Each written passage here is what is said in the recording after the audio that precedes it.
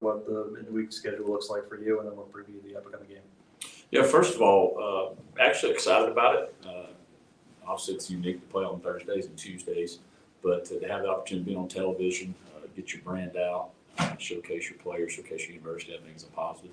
So if you have to play it any day, I think it's great to be on TV. Players want to do that, and so the way we're treating that, obviously we're in an open date right now, but also we play Thursday, so we started yesterday with our prep for our next opponent, trying to get ready for them. Also trying to balance getting guys healthy and not banged up and some of those things. So we tried to balance that as much as possible while still keeping momentum and also keeping the edge that you want to have. I think that's a fine line. We love open dates, but sometimes you wish if you got good momentum going, sometimes it interrupts it. So we tried to balance that out the best we can, and while keeping our guys healthy and focused on what's coming next.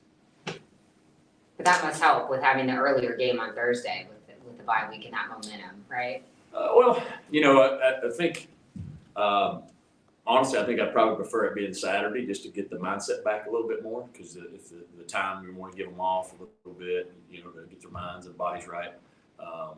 And sometimes when you give them, not sometimes, all the time when you get players take days off, the next day you come back, it's never what you want it to be, because that's how it is. And so it's like when you go on vacation, you don't want to go back to work on a Monday, you need like Tuesday, right? Everybody knows that. Well, I don't know about you, Coach. So that having that, so we'll have to navigate through that, but I think our team understands where we're at and what we need to do to continue to play at a high level, and so we'll trust that they'll take when they get the time away, that they'll handle that properly and come back properly. Did you and the coaches watch the game all together last night, or? No, I mean, I'm sure I saw a little bit of the score, and I'm sure some guys probably watched every bit of it. We're gonna watch it. We're gonna watch it all the time anyway, because you got the video. So more for me. By that time, whatever time it started and stuff, you get tired, because if you get emotionally attached to it, then I got emotionally attached last week, and I was up till 1 o'clock and I couldn't sleep, and so I tried not to, because we're gonna watch it. But the thing that I love is our conference is on TV, which is awesome.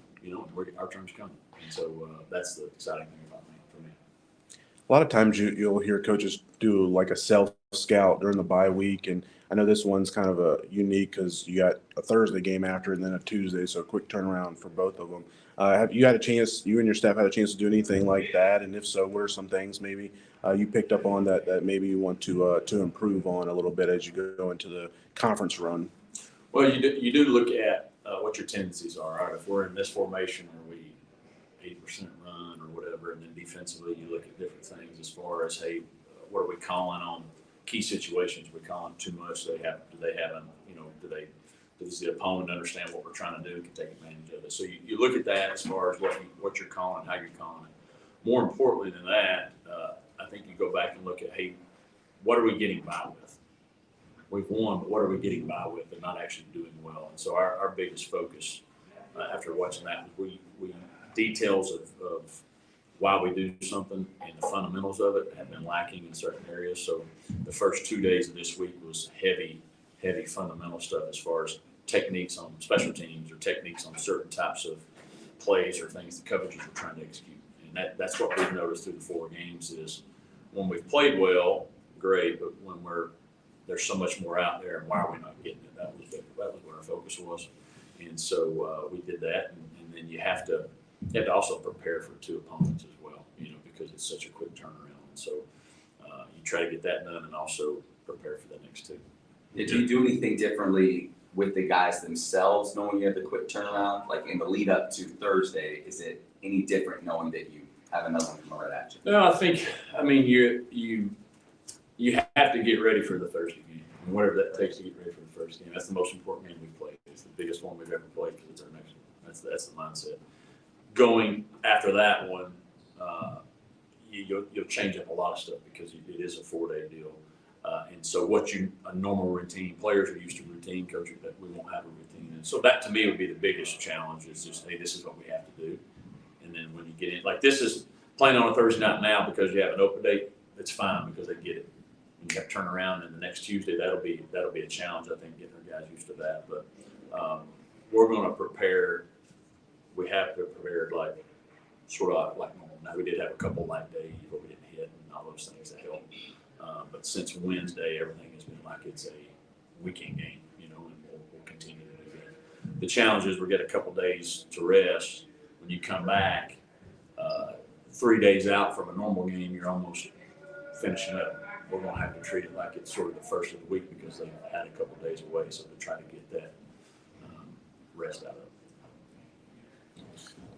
Yeah, I guess with after the game next week, then you get travel on top of that. Mm-hmm. So, how much does that affect things on top of that? You just expedite and go from, game day to like Tuesday next week on Friday. Yeah, your Friday will turn into basically you'll clean up stuff in the morning, meeting wise, and then you really have to bring your team back that night to at least have an introduction to your next opponent. You really have to have like a Monday/Tuesday that first day, and then Saturday's same thing, and then Sunday, and then your Monday really, I think our plan right now is to try to do as much as we can here and get a really practice out of it, and then leave later in the day just to try to maximize that day because it is only a 4-day deal, from there. So we've in the past in previous institutions we've played Saturday to Thursdays.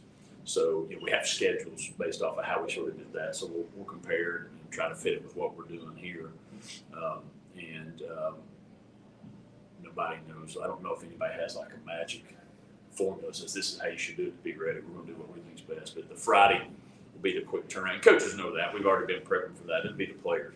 Normally after a game, they get the day off. Get the day off. And so they will not have a day off between those games as far as at least some form of football. So to me, that'll be the biggest change that they'll have to adjust to. And I don't know if they've, in their time frame here, y'all can tell me, I don't know if they've ever had a 4-game tournament. No. So it might be brand new for everybody except the coaches. And so just the mental piece of that, I'm sore. We got to still lock in on this because we got a short game, and the travel. Looking at Bentley Hanshaw, for tight ends, a lot of times for us, it's easy to look at what they do in the pass game. But and he's made great strides there this season compared to what he did last year. But what has he done to kind of take that next step to really kind of be a leader on the offensive side of the ball? Well, you obviously you see the catches that he makes. He does a nice job there. But he's in the time that we've been here, I feel like he's really committed himself to being a true tight end. Where tight end is a O lineman. And he's a pass catcher, and sometimes you get all pass catchers, and sometimes you get guys that can run and can catch a cold, And so, but he is very well rounded. But he's committed himself to being a good blocker. And when you have that commitment to doing that, and it shows. From the way he plays physical, plays aggressive, and then obviously when he gets fed in the passing game, it makes them happy. They all want to catch it, but we're very pleased with the way he's blocking and what he does there, because then that opens up his pass line. So last night, Sam Houston really struggled offensively. They probably haven't watched much of the game last night yet, but they used multiple quarterbacks. Noah Smith, number 6, he had like 10 catches last night. I think they're down a couple guys at receiver. All those things said, just kind of your thoughts on what they present challenge-wise for you. Well, I think you got to look at who they played first. Houston is a Big 12 team. BYU is a Big 12 team. Air Force is arguably one of the top G5 teams, right? And so, and my point of that is yes, they maybe not scored as many points, but they're also playing pretty good people. And so last night was really, in my opinion, the first time they've played somebody that was probably equal talent-wise in some of those, and so they scored a lot of points. Now they have had some injuries, and so and if you watch that game at all, it really showed my game. They had it, and so they're very talented. You can see on special teams they got a lot of good players. Special teams tells you have good players, not the way you can run all that. So they've got good players. They've obviously won a national championship 2020, so they played at high level for a long time. So we're not underestimating them. We know who they play. Players, they see schedule, the records, and they go, this team's no good, and that's far from the truth. Are they finding themselves? Sure. But I think what you saw last night is closer to what they really are than the previous 3 weeks because of who they've been playing. And likewise, they might not have scored a lot of points, but when they were playing BYU and those teams, they were also keeping them down to 14 points. And what have you seen on their defense? What has been working for them on that side of the ball? I think where they're really good is they don't do a lot of stuff. Some teams like Jack State does everything. They don't do a lot of stuff, but what they do, they're really good at. And what I mean by that is they've got two really good linebackers that can get to the football, and then up front they cause a lot of havoc with twisting and movement and stuff. And they never end up where they line up. And what I mean by that is they have a lot of different stunts and things, and they're good at what they do. They're sound at it, and they play confidently. And last night was really the most points they've given up. Obviously Houston ended up scoring a lot, but it was based off the turnovers there at the end. And so we think from a defensive standpoint overall, that's the best defense that we've seen from there. And they're very sound, they're very experienced. There's not anybody on that team that's not been there 3 to 5 years that's on the defense side of the ball, so they have a lot of experience. And with experience, you go back, they're playing 13 to 15 games a year.